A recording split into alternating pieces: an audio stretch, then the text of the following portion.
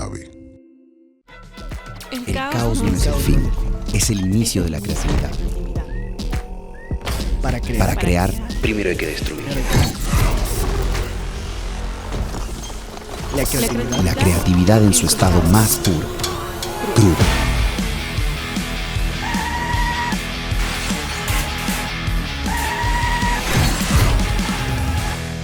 Crudo y creativo. Bienvenidos a este nuevo episodio de Crudo y Creativo. El día de hoy queremos hablar de algo que nos apasiona a todos y es el cine. Queremos ver todo lo que hay detrás, la preproducción, la producción y la postproducción, desde que tienes la idea para llevar algo a hacerlo realidad. Y el día de hoy estamos con un gran invitado, Diego Ortuño. Bienvenido, muchísimas gracias por estar aquí. Hola, muchas gracias por la invitación. A mí me encanta hablar justamente de cine y del proceso de hacer una película. Me parece algo increíble.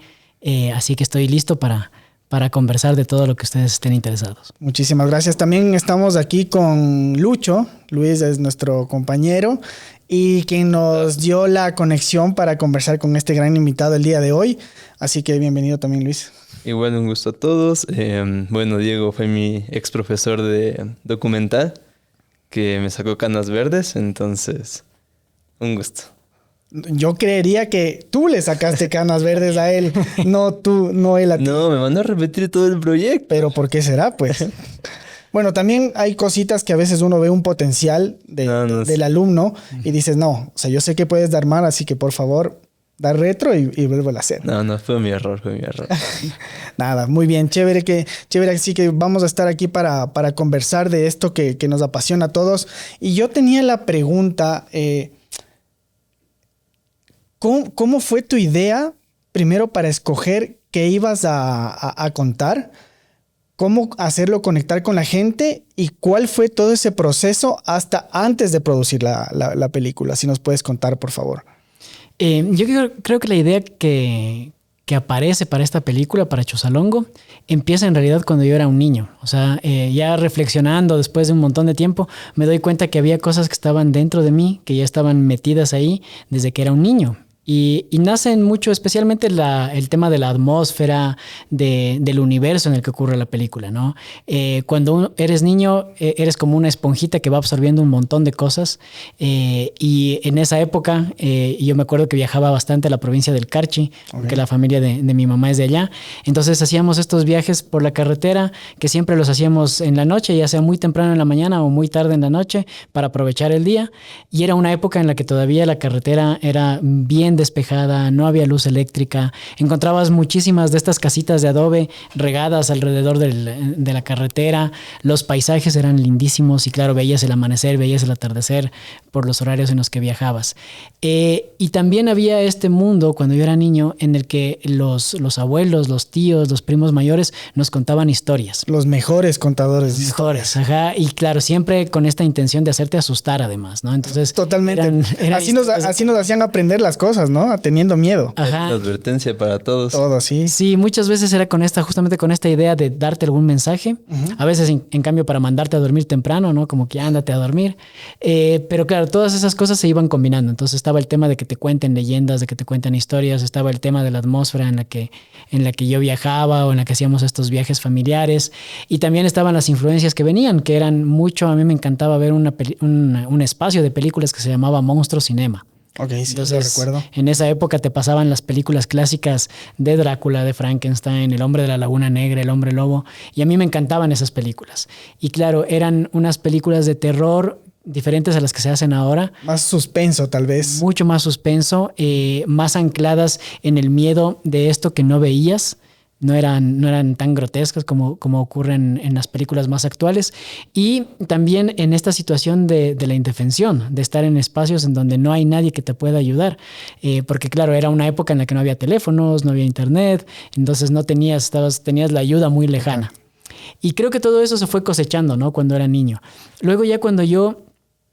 al principio, después de estudiar cine, me interesaba mucho hacer documentales. Entonces, la primera parte de mis años como cineasta fueron haciendo documentales.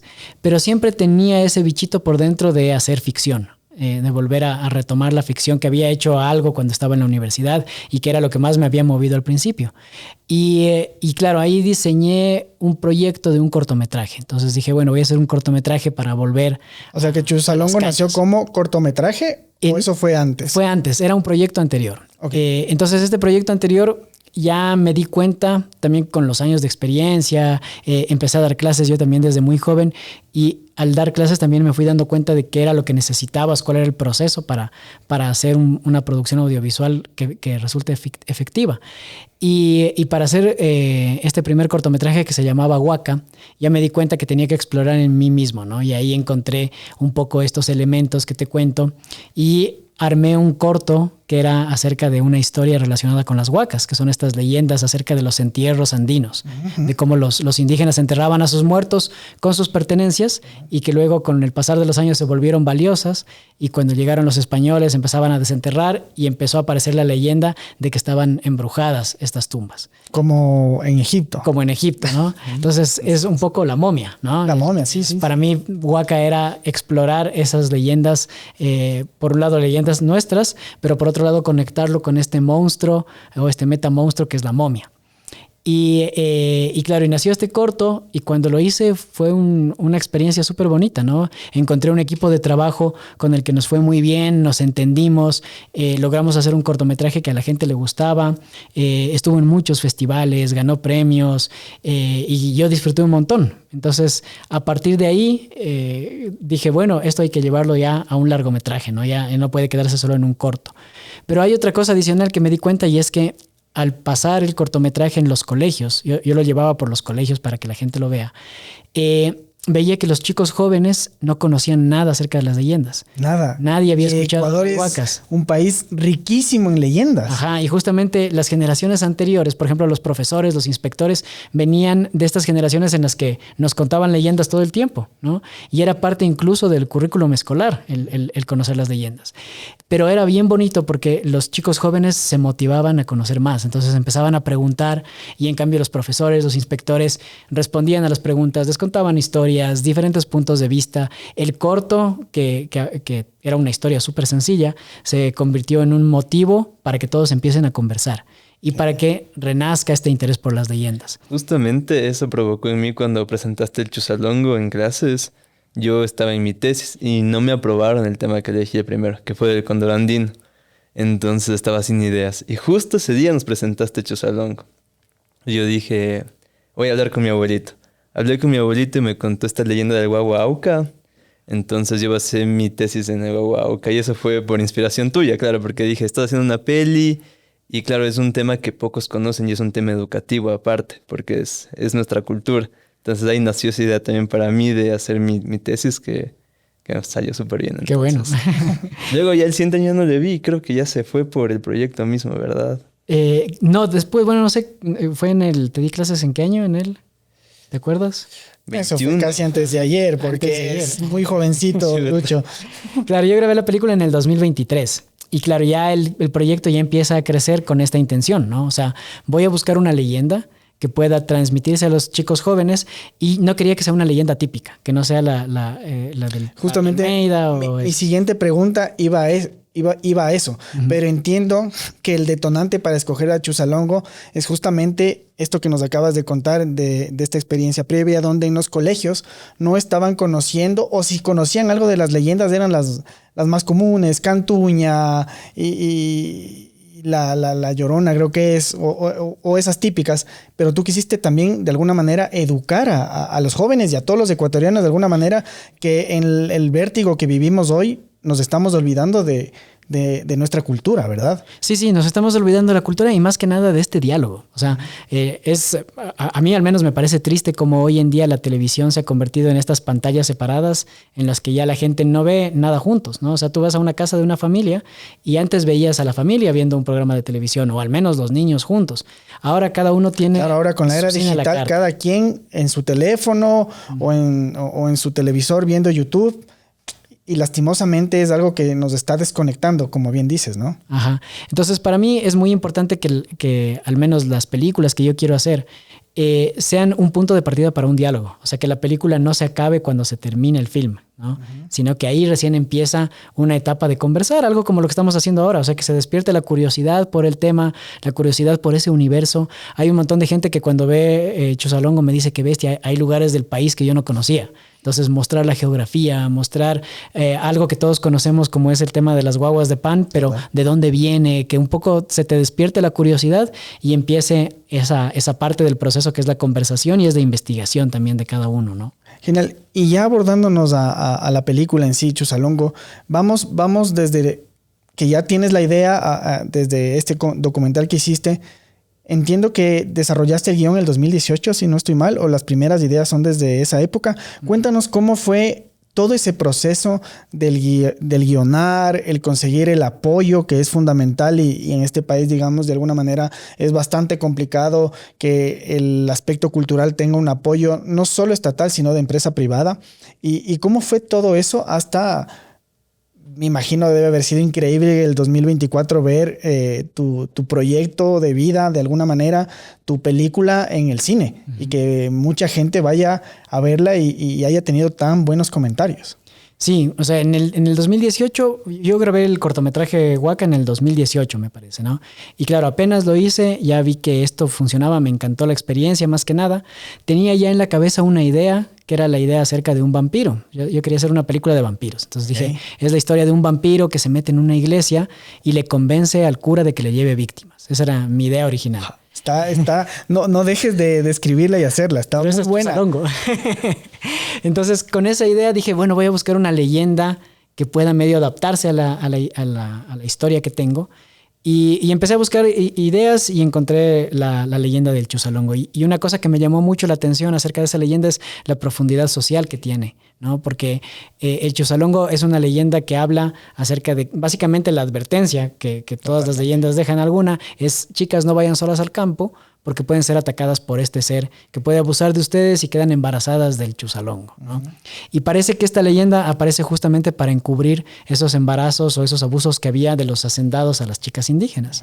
Entonces, ya rebuscándole más a la leyenda, que es una leyenda muy cortita, empecé a darme cuenta de toda la profundidad social que tiene, ¿no? Y cómo habla acerca del racismo, acerca de la historia nuestra, acerca de la diferencia de clases sociales, y me parecía súper que tenía mucho potencial. O sea, entonces, incluso estás condensando algo de que yo estudié en literatura en el colegio, que es Huasipungo. Incluso literalmente es hacer un extracto de eso. Increíble. Sí. Y justamente, claro, entonces ahí empieza este proceso complejo que es hacer el guión, ¿no?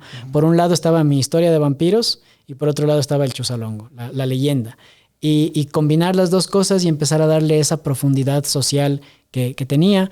El trabajo fue larguísimo, o sea, fue un trabajo en el 2018 escribí un primer borrador del guión y luego lo empecé a tratar de meter a fondos concursables, a laboratorios, pero se cerraban todas las puertas. O sea, apenas yo decía, es una película de terror, ya se cerraba la puerta. O sea, no había, a la gente, a los espacios formales, digamos, no les interesaba el terror. Lo veían como un género menor, más bien. Y peor, cuando yo decía, se trata de un sacerdote que se encuentra con un niño, todo el mundo decía, no, un pedófilo. Y ya cerraban también la puerta, ¿no? Entonces había mucho, no crecía el proyecto. Y para que un guión crezca necesitas que entre a un laboratorio, necesitas que la gente lo vea, que te hagan sugerencias, recomendaciones, encontrarle las fallas. Y durante el 2018, 2019 yo estuve escribiendo así por mi cuenta, les daba a amigos, a colegas que lo lean, me hacían sugerencias y en el 2020 yo ya estaba por darme por vencido, ¿no? O sea, no ganaba ningún fondo, no ganaba ningún premio y dije voy a aplicar a una última cosa y si es que esto no sale ya voy a cerrar la carpeta. Y apliqué a un espacio que se llama Blood Window. Entonces mandé mi proyecto a Blood Window y ahí lo recibieron. Este es un espacio, un laboratorio de proyectos que se hace en Argentina. Entonces entró la película allí y le fue súper bien. Ganó 2 premios. Un premio era una asesoría de guión. ¿Cómo guión nada más? Sí, incluso sin guión, porque lo que envié fue la sinopsis, un primer tratamiento, los personajes. O sea, yo ya tenía guión, pero no te pedían el guión, sino que te pedían solamente un resumen del proyecto. Y claro, ahí además se vinculan al proyecto unos coproductores internacionales, ¿no? Les presento la idea. Yo había escuchado acerca de una productora peruana que hace películas de género, que les gusta el tema de las leyendas tradicionales también. Entonces dije, esta es una productora con la que podríamos trabajar. Y estaba en el mismo espacio, entonces pedimos una cita con ellos, les presentamos el proyecto, les gustó, se sumaron al proyecto. Había una productora española con la que yo ya había coproducido documentales anteriormente, también les interesó y también se sumaron al proyecto. Y apareció también un productor que es canadiense ecuatoriano, entonces claro, le interesaba que se vea lo del país y tal. Y así se juntó este grupo de coproductores, ¿no? De 4 países que empezaron a empujar ya el proyecto en una forma más sólida. Y esa coproducción, obviamente me imagino que desencadena desde que estás en este concurso y a ellos les gusta tu idea y ellos hacen el nexo con las otras productoras o Sí. ya fue parte tuya eso. O sea, son ellos son las productoras, ¿no? O sea, el laboratorio es un espacio De muchas productoras. De muchas productoras, ¿no? O sea, es un laboratorio y un mercado al mismo tiempo. Okay. Entonces, claro, hay muchas productoras que están participando en el mercado. Algunas llevan proyectos ya terminados para tratar de venderlos. Otras llevan, como era el caso mío, un proyecto en desarrollo para tratar de que se desarrolle. Y tratas de conectarte con empresas que puedan estar interesadas en coproducir contigo. Y la coproducción es básicamente una sociedad, ¿no? Lo que haces es que cada uno pone algo. Entonces, en el caso de Chuzalongo, desde Ecuador nosotros poníamos la grabación principal, la fotografía, la dirección, la producción, la mayoría de actores. En el caso de España, ellos ponían la postproducción, a nivel de edición, ponían la música, ponían también un par de actores. En Perú ponían la dirección de arte, 2 actores más, la postproducción de sonido. Entonces se van juntando fuerzas y vas armando un proyecto que puede ya funcionar mejor. Genial. Yo tengo ahí una pregunta. Cuando ellos aprobaron tu guión y pasó por todas estas personas que le vieron un potencial grandísimo, ¿ellos no te hicieron sugerencias, trataron de modificar algo el guión para que vaya por otro lado, para que tal vez sea un poco más comercial? No sé, es mi pregunta. ¿O la dejaron intacta como tú la habías planificado y escrito? No, ahí justamente empieza ya, despega el proyecto porque empezamos a entrar a más laboratorios, ¿no? Entonces tenemos esta asesoría con un guionista mexicano que fue uno de los premios que ganamos. Con los coproductores yo siempre les compartía el guión. Entonces a mí ya me entra el bicho de reescribir y seguir reescribiendo hasta que esto quede súper bien, ¿no? Entonces, claro, yo escribía un borrador del guión, les pasaba, ellos lo revisaban y me daban sus apuntes, sus notas. Nos reuníamos, conversábamos. ¿Y ese proceso cuánto tomó? Ese proceso tomó todo el año 2021, el 2022, el 2023, o sea, lo seguíamos haciendo constantemente, ¿no? Hasta antes de comenzar a decir acción. Hasta antes de filmar. La última vez que yo reescribí algo fue después de haber editado la película. Ya una vez editada, vi que habían algunas escenas que me parecía que le podían ayudar al proyecto. Entonces escribí nuevamente unas cuantas escenas y volvimos a grabar. Grabamos escenas adicionales para incluirlas. Entonces, claro, todo este proceso de escritura que yo creo que es bien importante para que funcione bien la película es en donde se empieza ya a profundizar, ¿no? O sea, ahí ya, por ejemplo, el tema que tú mencionabas de Huasipungo, era una obra que a mí también me interesaba, que la volví a leer, que encontré más elementos que podían involucrarse dentro de la historia. Era una historia de vampiros, entonces obviamente volví a verme Nosferatu, volví a leer Drácula, volví a meterle las cosas que a mí me interesaban de esa historia. Eso es interesantísimo. ¿Cómo logras fusionar ese género del terror, suspenso, digamos así, de los años 20, 30, hasta los 50 tal vez, con nuestra leyenda? ¿Cómo compaginas eso para que sea un producto potente? Uh-huh. O sea, justamente creo que lo que yo iba haciendo es contar la historia. Primero conté la historia, el primer borrador de guión era aquí, ¿no? La leyenda tal era cual. 100% lo que ocurriría en nuestro país, digamos. Pero luego empezaba ya a meterle estas diferentes situaciones en una cosa que yo siempre uso como referencia es, por ejemplo, este asistente que tiene Drácula, que es Renfield, que se come los insectos, ¿no? Uh-huh. Y en Chuzalongo ves esta escena con Melalo en un momento que se está comiendo los insectos. Entonces, es una escena que fue incluida, la escena existía, pero el tema de los insectos lo incluí después justamente para hacer referencia, ¿no? A esto. En la leyenda, por ejemplo, el Chuzalongo nunca está metido en una caja. No. En el Chuzalongo que hice yo está metido en una caja porque es un vampiro, en cierta forma, es como un vampiro andino. Entonces, ahí fue cuando empecé a meterle estos elementos de las películas de vampiros, a meterlas dentro del guión que ya tenía. Volví a leer Huasipungo y volví a revisar qué cosas me interesaba que sigan incluyéndose de esa obra, que es súper interesante dentro de la película. Y claro, releíamos con los coproductores, hacíamos correcciones y el guión seguía evolucionando y cambiando, y al mismo tiempo trabajamos en conseguir el dinero, que eso era la parte compleja y larga, ¿no? La más compleja de todas. Me imagino que para lograr el financiamiento no solo fue un trabajo tuyo, pero fue tal vez un trabajo en equipo con todas estas productoras. Pero a mí me interesa del lado tuyo, porque entiendo que las otras productoras hicieron fuerza, incluso tal vez en estos países donde ellos hacían matriz. Pero a ti en el Ecuador, ¿cuánto te costó? ¿Cuán difícil fue? Y viéndolo desde ahora, ya 2026, ¿qué crees que lecciones te dejó y cómo poder mejorar eso para que incluso estudiantes como Lucho, que estén ahora queriendo hacer algo, no le tengan miedo y sepan qué pasos dar en firme, ¿no? Para evitarse tal vez todo lo que eventualmente a ti te tocó pasar? Claro, una de las cuestiones que ocurre aquí en Ecuador, la mayoría de películas, digamos que tienen presupuesto, se financian con el Fondo de Fomento Cinematográfico, que es un fondo estatal que se da justamente para la producción de películas. Y es un fondo concursable. Entonces, me parece que cada 3 meses abren ciertas categorías. Tú puedes aplicar, por ejemplo, con tus ideas para la categoría de guión y te dan dinero para que escribas el guión. Ya con el guión preparado y los elementos de la producción, concursos para producción, y te dan dinero para la producción. Y una cosa que me pasó a mí es que yo aplicaba cada año y nunca ganaba, ¿no? O sea, con Chusalongo. Yo apliqué desde el 2018, apliqué para guión y no gané. En el 2019 apliqué nuevamente para guión y tampoco gané. Apliqué para desarrollo, no gané. En el 2020 volví a aplicar para desarrollo, tampoco gané. En el 2021 apliqué para producción. Ahí pasamos al pitch, que es la última etapa del concurso, y tampoco ganamos. Y recién en el 2022 ganamos el fondo, ¿no? Entonces, un poco... Una carrera de resistencia. Ajá, es una carrera de resistencia, y un poco el mensaje es ese, ¿no? O sea, creo que no hay que darse por vencidos. Hay que seguir. Cuando tienes bien claro que lo quieres hacer, tienes que seguir insistiendo hasta conseguirlo. Y obviamente parte de conseguirlo es también encontrar qué es lo que puedes mejorar en tu proyecto, qué es lo que puedes ir puliendo para que se vuelva más eficiente el proyecto y para que sea mejor aceptado, ¿no? Entonces, en el caso de Chusalongo, yo empecé a ampliar el espectro, que fue algo que enriqueció mucho a la película, que es trabajar mucho más con las comunidades. Entonces, la película se convirtió en una película que se desarrolla en una comunidad en la que hay muchísima participación de personas de comunidad, de pueblos y nacionalidades indígenas. El equipo es en gran parte, o una parte del equipo es de pueblos y nacionalidades indígenas. Entonces, todo eso también fue enriqueciendo a la película y también fue haciendo que lo vean con mejores ojos los miembros del jurado, ¿no? Entonces, sí es encontrar...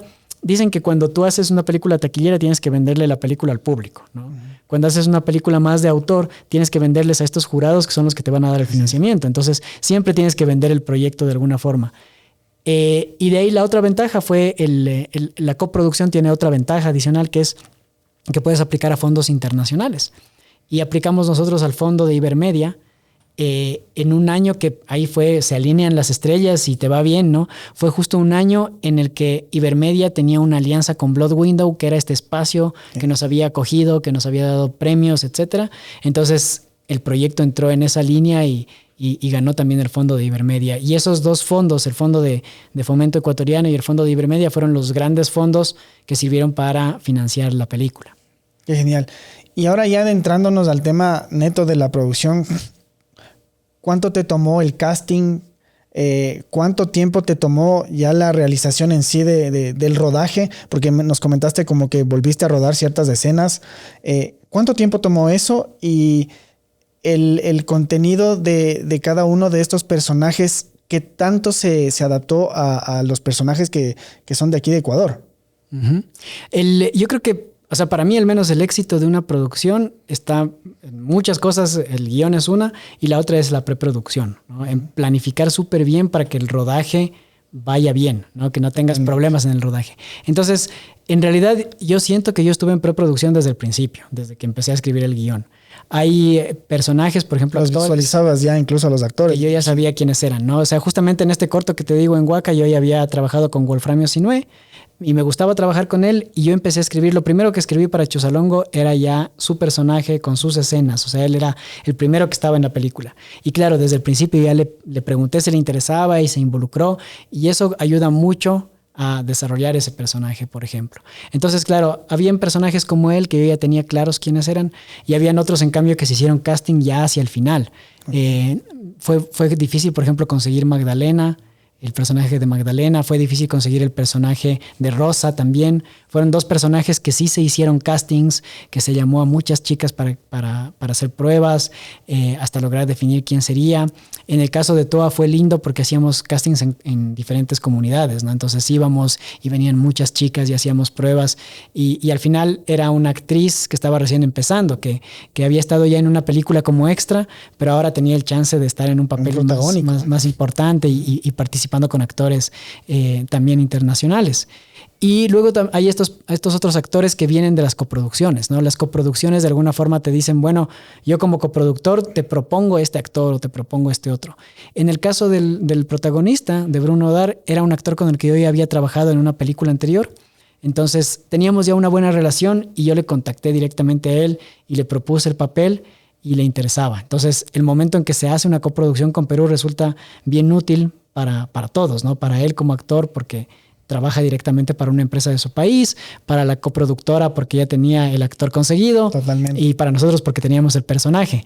Y luego ellos nos propusieron el otro actor peruano que es el que hace de segundo, que es Fernando Basilio, también un excelente actor. Entonces es así como se van armando el tema de los actores. Genial. Y en el tema de la producción, ya saliéndonos un poquito de en sí la película, ¿cómo ves la producción nacional? ¿Qué crees que ha mejorado o tal vez ha empeorado desde tu óptica? ¿Y qué se puede mejorar para que tengamos año a año mucho más películas como la tuya? Sé que algo se hace en documentales, en cortos, pero sería chévere que las carteleras de los cines en el Ecuador, así como obviamente vamos a ver cualquier otra película comercial, siempre tengamos una película ecuatoriana que podamos ir y en sí apoyar todos, ¿no? No solo la parte cultural desde el Estado, sino nosotros como parte del Ecuador, como ciudadanos, apoyarles a nuestros compatriotas que tienen talento. Uh-huh. Yo creo que el cine en Ecuador es muy bueno, es de excelente calidad. El año pasado fue un año buenísimo para el cine. Hubo premios, se ganó el premio más grande que creo que ha ganado una película en el Festival de Venecia. Uh-huh. Estuvimos con documentales en espacios muy importantes también recibiendo premios. Y la calidad de las películas es de súper buena calidad. O sea, ya no hay una diferencia, digamos, en calidad como para decir si viniera un extranjero a filmar acá, ¿no? Ya no tiene el miedo de encontrarse con mala calidad. O sea, hay excelente calidad también en los equipos de producción y etcétera. Y bueno, ahí dentro del marketing hay este principio de que para poder vender un producto necesitas que se vea, que está a la venta, ¿no? Hay que anunciarlo. Y ese es un problema complejo que tenemos en Ecuador porque nosotros quienes hacemos cine, ¿no? Y llegamos a esta etapa en la que terminamos de hacer la película agotados, endeudados, ya sin recursos y de repente hay que vender la película. Y cuando la gente no sabe que la película está en salas de cine, obviamente no va a verla. Entonces, por ahí hay un problema con esa parte del financiamiento, ¿no? Hace falta tener más recursos para que las películas estén en cartelera, pero también es verdad que hace falta, por ejemplo, respaldo de parte de las salas de cine. Que cuando está una película ecuatoriana le den espacio para que se vea que está ahí. Y de alguna manera ahí tendría que estar también el Estado, ¿no? Tal vez si el Estado les da un impulso, no sé si en el IVA o alguna cosa de esas, por cada película o 2 películas ecuatorianas que tenga siempre que hay estrenos, eso ayudaría. Entiendo que hay un tema en el Estado de apoyo cultural donde te reducen algo del IVA o haces una deducción del IVA. ¿Está funcionando en este punto o sería una idea que tal vez podrías tomar tú la batuta para que se dé? No sé. Sí, o sea, justamente en la parte de distribución es donde hace falta encontrar más mecanismos que funcionen, ¿no? Durante mucho tiempo, por ejemplo, la ley de comunicación obligaba a los canales de televisión a tener películas nacionales.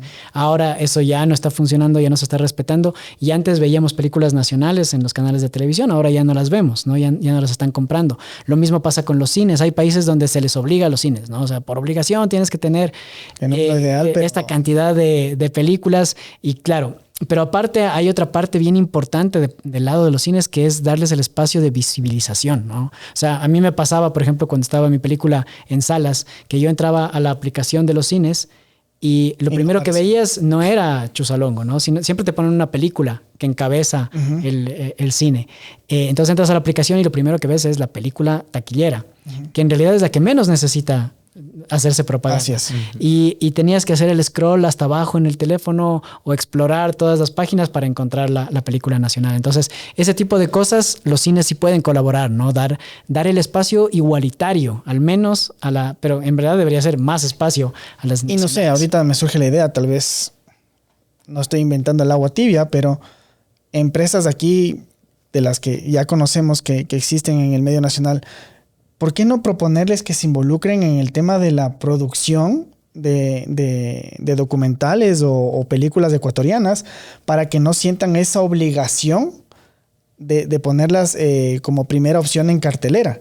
Y no digo tal vez que sea todo económico, pero tal vez con esa ayuda y siendo parte de la producción de los créditos de la película podrían aportar, ¿no? Sí. O sea, y justamente una cosa que he sentido yo mucho, porque yo empecé a hacer cine hace más de 20 años ya, entonces he sentido que ha cambiado mucho el aporte de la empresa privada. O sea, especialmente en estos últimos años ya no se ve empresa privada apoyando a las producciones económicamente, que para ellos también siempre significa un ingreso, ¿no? O sea, y creo que ahí es en donde hay que encontrarle la vuelta todavía. O sea, en Ecuador siempre estamos tratando de imitar modelos de otros países, pero tal vez aquí tenemos una idiosincrasia diferente y ahí tiene que aparecer algún empresario que encuentre la fórmula de cómo vender nuestro cine. Pero, por ejemplo, se puede hacer como hacen las películas comerciales, que es puro product placement. O sea, ver escenas específicas donde puede aparecer tu producto o tu servicio, y obviamente será un tema tuyo ya como escritor, asociar a las marcas para que sea muy sutil, ¿no? Para que no sea muy obvio, pero de alguna manera sí conectar con ellos y que se sientan partícipes de algo cultural que está impulsando al país, y obviamente se van a impulsar como marca. Vemos voy a mencionar algunas marcas, pero hemos visto en películas como, yo soy muy de los 80s, como Volver al Futuro, donde vemos Pepsi por todo lado. Nike también. Y Nike, por ejemplo. Entonces, ¿por qué no hacer la Fórmula 1 y Kit Kat? Totalmente. ¿Por qué no hacer eso con marcas ecuatorianas o con multinacionales que están en el mercado local, y así incentivarles a ellos a ese apoyo, ¿no? Sí, justamente. Y eso es algo que sí se ha intentado vender. Ha habido casos en los que sí ha habido éxito, ¿no? en esto, y las empresas han participado y tal. Pero últimamente yo he sentido que ya se han quedado con falta de visión en ese sentido. O sea, ya no ven como una opción. Es triste, pero en verdad las empresas siempre están pensando en tener ingresos económicos. Y el cine no necesariamente es ingreso económico, pero tiene otro tipo de ingresos que son obviamente culturales, que son un potencial tremendo para el país. O sea, con Chuzalongo, por ejemplo, la gente fuera del país ha conocido nuestro país gracias a la película, ¿no? Y hay empresas internacionales que podrían venderse en diferentes países. También. O sea, yo, por ejemplo, esto trataba de venderlo, ¿no? Hay empresas que están en Ecuador y en España y que les puede funcionar pagar una tarifa en Ecuador y se va a ver también en España. Totalmente. Entonces les funciona a ellos. Y el cine en general se lo hace desde varios aspectos. O sea, por un lado están quienes hacemos cine, que la tarea nuestra debería ser hacer el cine, porque en realidad para quienes hacemos, escribimos, dirigimos, es súper agotador estar metiéndonos en temas de marketing, de publicidad, que no son nuestra área, y eso sí desgasta bastante. Y es bien importante que haya equipos que se vinculen en ese sentido, ¿no? Pero por otro lado, aparte de quienes hacemos cine, están los distribuidores, quienes muestran las películas, los canales de televisión. Deberían tener películas nacionales, ¿no? No deberían comprar, porque sí pagan por producciones internacionales, pero por producciones nacionales no quieren comprarlas.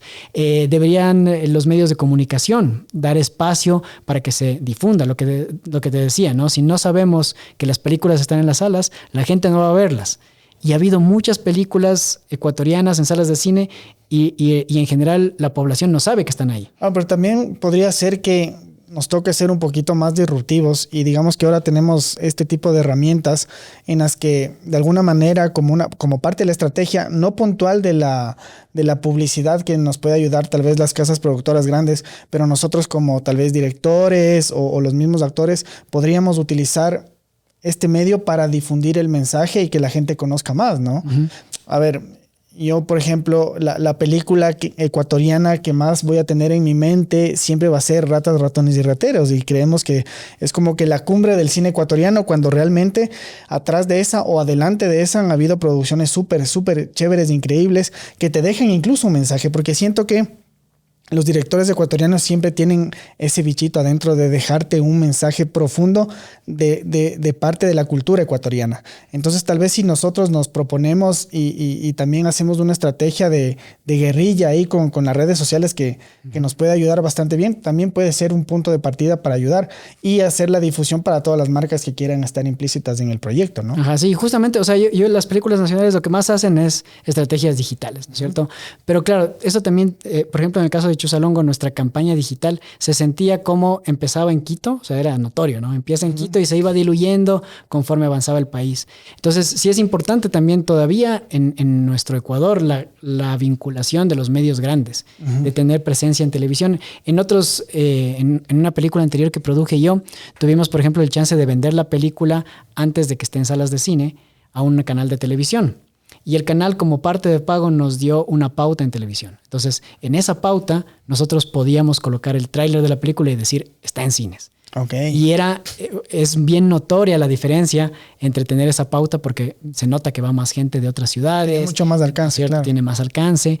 Entonces, claro, es una vinculación de todos. Es una vinculación del público también, porque una cosa que pasa en otros países, y es cierto, por ejemplo, en Colombia, tú ves que la gente apoya una película colombiana, le guste o no le guste. La apoyan porque es colombiana, ¿no? Y en Argentina es igual. Y en Argentina peor todavía, ¿no es cierto? Brasil. En Brasil. Y aquí en Ecuador, sí, a ver, está bien criticar a una película, ¿no? Pero la crítica muchas veces, no digo en todos, pero en muchos periodistas, en muchos medios o en muchos críticos de películas, es enseguida salir a criticar a lo negativo. En lugar de tratar de generar el espacio para que la gente vaya a ver la película. Entonces, casi que ves una crítica de una película y dices, mejor no voy a ver porque me dijeron que está mala. Cuando el trabajo de esa persona debería ser incentivar para que la gente vaya. Diego, tengo justo una pregunta para ti. Volviendo un poco atrás, que dijiste que tienes nuevos proyectos, películas. ¿Tienes alguna nueva leyenda que piensas en producir? Que me entró la curiosidad y me quedé con eso ya tiempo. Ajá, o sea, yo tengo ideas de algunas historias, de algunas leyendas. A mí me llama mucho la atención una que es la leyenda del Sacha Runa. O sea, me gusta también esta idea que no sean muy conocidos, que es una especie de guardián de la naturaleza. Entonces, me parece interesante. Me gusta mucho la tradición de las máscaras de Píllaro, por ejemplo. Sí. Entonces, tengo también ya escrito algo con respecto a eso. Pero claro, los proyectos cinematográficos sí toman bastante tiempo en desarrollarse, entonces todavía están en un estado muy, muy inicial. Genial. Bueno, yendo a un tema de la generación de cineastas en el país. Yo sé que tú estudiaste en San Francisco, dime si estoy mal. Y te quiero traer a colación esto porque me pareció curioso y de alguna manera una oportunidad para que el cine ecuatoriano crezca, y quiero conocer tu opinión, es esto de que Jorge Ulloa, todos sabemos que se ha vuelto el top en el cine en el Ecuador por el tema de que él comenzó con Enchufe TV y ha escalado a niveles súper grandes. Él está tomando el INCINE actualmente. No sé si lo compró, no sé cuál es la figura con la que él está trabajando hoy en día. ¿Y crees que si algo así nos puede ayudar y si se puede replicar en otros lados? Yo creo que de hecho sí va a ayudar, ¿no? El tener un nombre por detrás siempre ayuda. Y es una de las cosas cuando estás vendiendo los proyectos en general. Por ejemplo, si en tu equipo de actores, en tu lista de actores están actores conocidos, va a hacer que sea más fácil vender el proyecto. Entonces, en ese sentido, yo creo que sí, de lo que yo he escuchado, yo tuve la suerte de estar en una ceremonia que hicieron cuando hicieron el paso del INCINE hacia la empresa de ellos.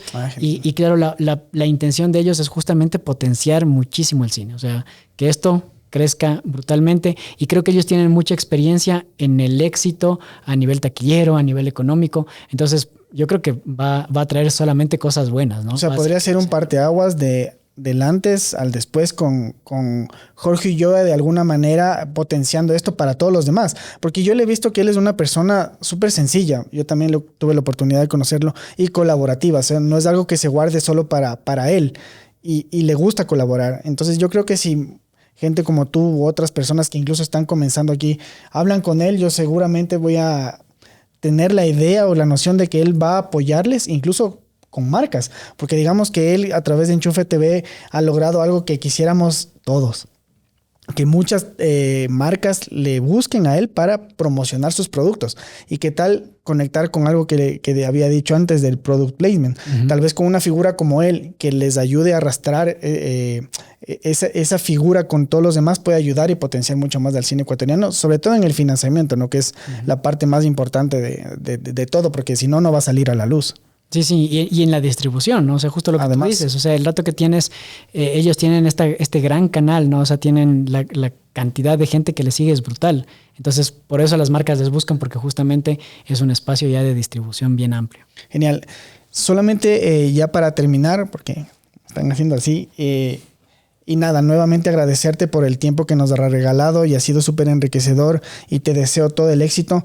¿Qué mensaje le puedes dejar a la gente joven y a la no tan joven que le guste este tema de las películas, para que no se desanime y siga realizándolo? Porque realmente creo que eso es una fuente de comunicación súper grande que va a tener el Ecuador, para contar historias de absolutamente todo, no solo de tradiciones, sino en el temas políticos, educacionales, y por qué no también un tema comercial, ¿no? Yo siempre el mensaje principal es hay que hacerlo, ¿no? Hoy en día ya no hay tantos pretextos para no hacer un cortometraje, por ejemplo. O sea, el acceso a la tecnología está al alcance de todos. Todos tenemos una cámara en el bolsillo, todos tenemos sistemas de edición gratuitos, y tenemos plataformas de distribución gratuitas. Entonces, no hay pretexto para no hacer algo. Obviamente que no se puede hacer algo con muchísimo presupuesto, eso es más complicado, pero quienes estén interesados en hacer cine, hay que empezar a hacer, porque además esa es la forma de practicar, ¿no? Justamente en las universidades lo que se hace es y motivar a los chicos y claro, como parte del currículum, que hagan proyectos. Porque el hacer un proyecto es lo que te da la cancha para después que te vaya saliendo mejor y vayas cogiendo experiencia. Entonces, ese es el principal mensaje. Y el otro mensaje es siempre respaldar a nuestras producciones. En los productos, cuando tú vas a un supermercado, hay estos productos que dice hecho en Ecuador, ¿no? Y hay mucha gente que cogemos y buscamos el que dice hecho en Ecuador para comprar ese, porque está hecho en Ecuador.